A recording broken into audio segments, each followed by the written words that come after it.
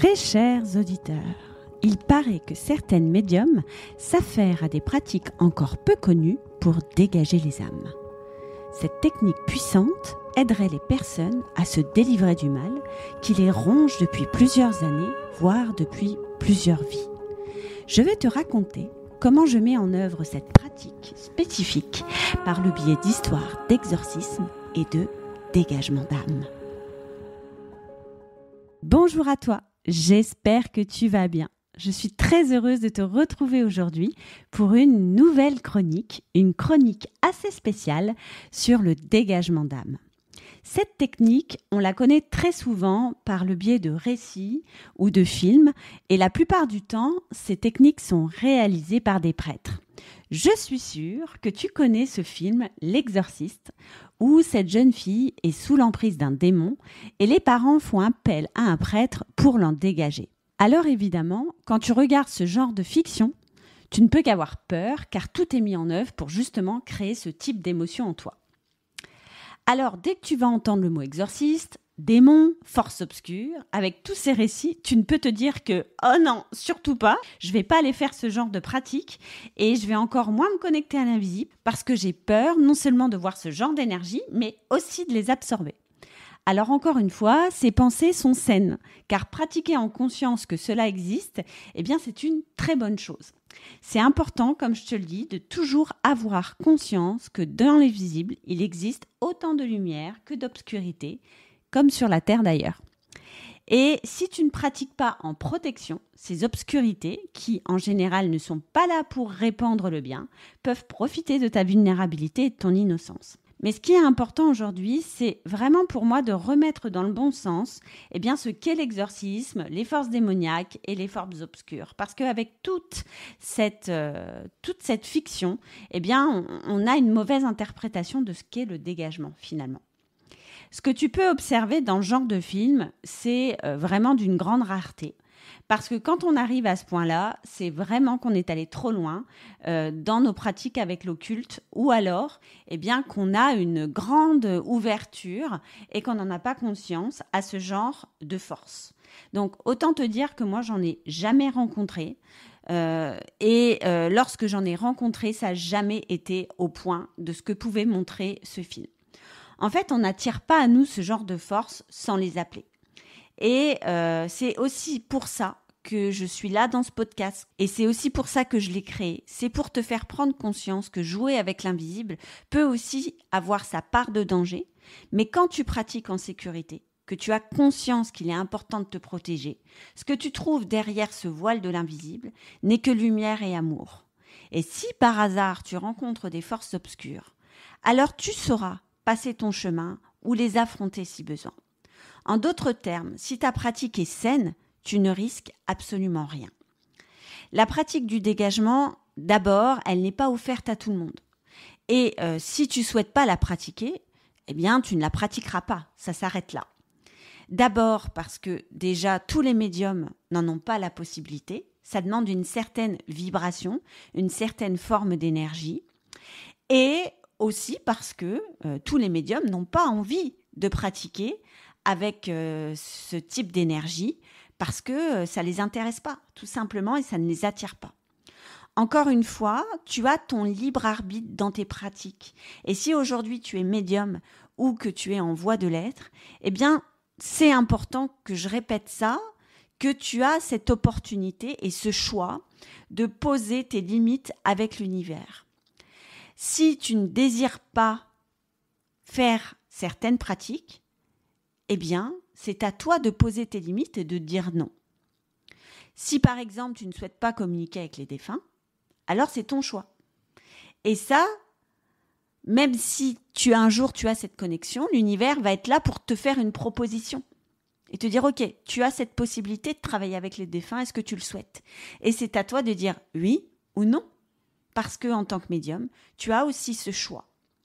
Mais évidemment, ta grande connexion va te permettre d'accéder à plein de choses.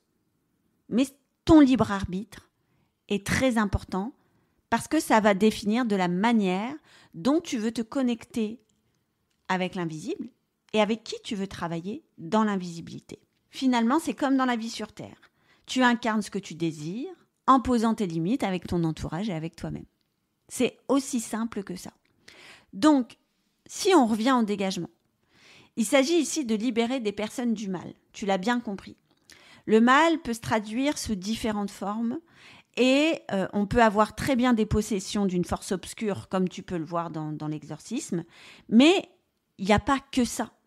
Il peut y avoir aussi des libérations liées au transgénérationnel, donc c'est-à-dire à l'histoire d'une vie familiale, parce que on a été élevé, on a été éduqué dans une certaine forme d'énergie, et donc on en a encore aujourd'hui les conséquences dans nos comportements.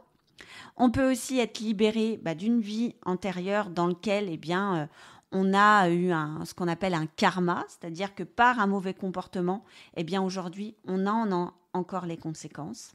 Et puis aussi, on peut être dégagé d'une situation ou d'une personne que l'on vit actuellement. C'est-à-dire qu'on peut très bien avoir rencontré une personne lors d'un événement ou d'une fête familiale ou d'amis, etc. Et cette personne, en fait, elle a comme déposé notre venin en nous parce qu'elle avait une forte énergie et on n'a pas su s'en protéger. Et là, ça demande aussi un dégagement. Donc, le dégagement peut vraiment être dans différentes formes. Il peut vraiment se représenter dans différentes formes. Et l'intention du dégagement, c'est vraiment de nous libérer de tout ce qui nous entrave et ce qui nous empêche ce que l'on désire incarner.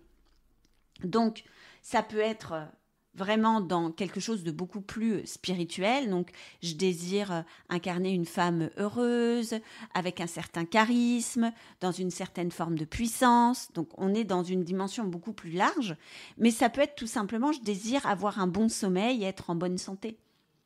Donc, il peut y avoir beaucoup de dimensions dans cette forme de dégagement et ça peut vraiment se projeter dans différentes formes de ton état d'être aujourd'hui et dans différentes formes d'énergie de ce que tu désires. Si je peux te donner un exemple, en fait, c'est très simple. On peut avoir très bien une personne qui a des problèmes de sommeil. Moi, je sais que j'avais une lumineuse dans la dernière cohorte là, qui avait des gros problèmes de sommeil depuis qu'elle avait emménagé dans son appartement. Et en fait, dans son appartement, il y avait une grande forme d'énergie négative qui l'empêchait de dormir. Et donc, en ayant fait en fait ce dégagement d'appartement, elle a retrouvé un sommeil serein. Donc là, on était sur une intention, on va dire, de base. Mais on a aussi des dégagements beaucoup plus forts. Et dans les lumineuses et dans les personnes que j'accompagne, j'ai beaucoup de femmes qui sont souvent sous l'emprise d'un pervers narcissique. Et là, on a aussi une forme de dégagement à réaliser. Parce que les pervers narcissiques travaillent avec les forces obscures, sans qu'ils le sachent, et sont souvent eux-mêmes sous emprise. Ce qui gravite autour d'eux les incite à répandre en fait leur mal à l'extérieur. Et donc à absorber même l'énergie de l'extérieur pour se nourrir eux-mêmes, mais aussi la négativité qu'ils portent. Et donc ces liens toxiques-là sont vraiment difficiles à s'en libérer une fois qu'on est sous cette emprise d'un pervers narcissique. Et donc, effectivement, on peut demander à une médium qui est spécialisée dans le dégagement à nous libérer du mal de ce pervers narcissique. Et dernièrement, avec une équipe de médiums, parce qu'en fait, seule, ça ne marchait pas, il fallait être plusieurs, on a libéré une femme d'un pervers narcissique et elle a réussi à le quitter, ce qui est déjà énorme, parce que souvent, quand on est sous emprise d'un pervers narcissique, c'est très compliqué de partir. Donc, suite à ce dégagement, elle a réussi à le quitter. Mais ce qui est important aussi dans notre posture de médium, c'est de prendre conscience aussi qu'on a nos limites d'expertise et que notre seule présence ne va pas suffire. Très souvent, ces femmes sont impactées fortement psychologiquement. Et il est très important aussi que nous, on soit en mesure d'avoir le bon positionnement pour lui dire que notre seule présence ne va pas suffire et qu'il est important qu'elle aille se faire suivre par des spécialistes, donc au niveau médical, au niveau psychologique. Donc c'est ce qu'a fait cette personne, c'est ce qu'elle est en train de se faire, elle est en reconstruction. Et ça aussi, c'est très important que je le redise ici. Si aujourd'hui tu es dans cette pratique de dégagement ou simplement dans la médiumnité, garder ta posture juste est essentiel. parce que nous ne sommes pas des super-héroïnes et nous ne pouvons prétendre de sauver tout le monde ou que nos pratiques suffisent à, régler toutes les problématiques de la personne. Donc, dès que tu sens que tu as des limites dans tes pratiques, mais que ça soit en médiumnité, mais même dans toutes tes pratiques, finalement, si tu es dans les métiers de l'accompagnement ou du bien-être, c'est important aussi de prendre conscience qu'on a nos propres limites et que parfois, eh bien, il est essentiel que la personne, eh bien, se dirige en plus de nous vers d'autres personnes. Donc ça, c'était important que je te le répète aussi parce que je suis là aussi pour ça. Et donc, ces dégagements, eh bien, sont parfois très légers, mais peuvent aussi être très lourds. Et les dégagements peuvent aussi aller dans la libération de matière, de maison. Parce qu'il y a tellement finalement d'histoires dans une maison, que ça soit dans la pierre, parce que c'est une maison qui est vieille, mais aussi au niveau du terrain, parce que quand on construit une maison, on construit sur une terre qui a vécu une histoire. Et il se peut que dans cette maison, eh bien, il y ait des énergies qui ne veulent pas quitter cette maison et qui peuvent nous impacter dans notre sommeil, peuvent nous impacter notre énergie. Donc, si par exemple, toi, tu viens d'emménager dans une maison, alors cette maison, cette maison, elle peut être aussi neuve. Hein. Ça n'a rien à voir avec la date de la construction de la maison, parce qu'encore une fois, cette maison est construite sur un terrain qui porte aussi une histoire. Et si tu viens d'emménager dans cette maison ou si tu vis dans une maison dans laquelle tu ne te sens pas bien, ça peut être aussi intéressant de faire appel à une médium spécialisée dans le dégagement parce que elle va se connecter à l'énergie de cette maison et de ce terrain. Et récemment, eh bien, j'ai fait un dégagement comme ça d'une maison pour une personne qui avait des problèmes de sommeil et toute sa famille avait des problèmes de sommeil. Et cette maison était, comme je dis dans mon jargon, pétée d'entités. C'est-à-dire que, il y avait énormément d'entités qui transitaient dans cette maison. Et ce qui a été important pour moi, c'est d'aller trouver la source. Et la source, eh bien, c'était un puits. Il y avait un puits dans la cave. Et les puits, en fait, sont des portails avec l'univers et avec les entités. Les puits, les miroirs. Alors, parfois, il y a aussi des murs dans lesquels il y a des cheminées qui sont aussi des portails. Et ça, c'est de la géobiologie, mais une médium spécialisée en dégagement a cette possibilité, normalement, d'aller voir les failles dans la maison. Et là, dans cette maison, il y avait de multiples portails, ce qui fait que, les entités se baladaient un peu ici et là et donc perturbaient le sommeil des habitants, pompaient leur énergie, donc ce qui faisait qu'ils étaient souvent malades. Et il y avait aussi des habitants, donc des âmes errantes, qui avaient vécu aussi dans cette maison et qui ne voulaient pas quitter leur maison parce qu'ils pensaient que c'était la leur. Donc il y a eu un gros travail de dégagement qui a été fait. Et ce qui est important aussi, une médium, si un jour vous avez affaire à une médium spécialisée en dégagement, non seulement elle libère la maison, mais elle la protège par la suite. Donc elle va sécuriser et protéger cette maison pour plus que ça se reproduise, parce que le but c'est pas qu'elle revienne à chaque fois. Donc une médium qui vous demande de revenir plusieurs fois dans votre maison, c'est qu'elle n'a peut-être pas bien sécurisé ou qu'il y a anguille sous roche. Donc, encore une fois, vigilance par rapport à tout ça. Donc, si cette maison a bien été sécurisée, dégagée, normalement, il n'y a plus de raison que ça se reproduise. Et si ça se reproduit, c'est peut-être que parfois, on peut voir des choses, il y a des choses qui peuvent se rester cachées. Peut-être qu'il y a des petits endroits qui n'ont pas été rebouchés, comme je le dis, énergétiquement. Et donc, c'est important d'y revenir. Mais, quoi qu'il en soit, ces dégagements, sont aussi bons d'être réalisés dans votre habitation. Si, en tout cas, vous sentez des désagréments répétitifs, des troubles de sommeil, une baisse d'énergie, le fait d'être souvent malade.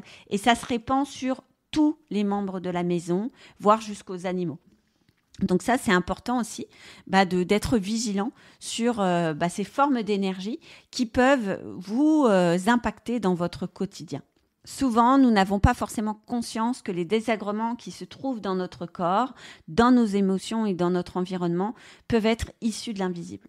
Alors évidemment, comme je le dis toujours, il ne faut pas rester seulement sur cette idée que ça vient de l'invisible et il est toujours très important de consulter des médecins pour valider qu'il ne se passe rien au niveau physique, au niveau de votre corps. Mais quand rien n'est diagnostiqué, je t'invite vraiment à consulter des médiums spécialisés dans le dégagement pour te libérer du mal. Car même s'il est innocent et que tu ne le sens que très peu, peut-être que tu as vécu des choses dans cette vie ou dans tes vies antérieures qui ont pu générer en toi des blessures, des freins, des entraves qui t'empêchent d'être pleinement ce que tu souhaites aujourd'hui. Donc encore une fois, quelque chose qui peut être très large, donc être heureux, avoir de l'abondance financière, ou quelque chose d'infime comme des troubles du sommeil ou des maladies chroniques. Donc rien n'est impossible, il suffit juste de te plonger aux confins de ton âme pour prendre conscience que bien au-delà de ton corps physique, il se passe de grandes choses qui peuvent impacter ton corps, ton énergie, ton mental, tes émotions au quotidien. J'espère que cette chronique t'a plu et que tu as peut-être pris conscience qu'il est essentiel pour toi de comprendre ton invisibilité et d'y voyager pour accéder à une vie heureuse et saine. Si tu souhaites voyager aux confins de ton âme, je t'invite à te connecter à ma petite formation sur les vies antérieures où je vais te proposer justement de comprendre celles qui t'appartiennent et qui t'entravent aujourd'hui. Il n'y a pas besoin d'avoir de talent particulier pour cela, juste prendre ce temps pour toi et te laisser guider. Je te dis à très bientôt pour une nouvelle chronique d'une médium.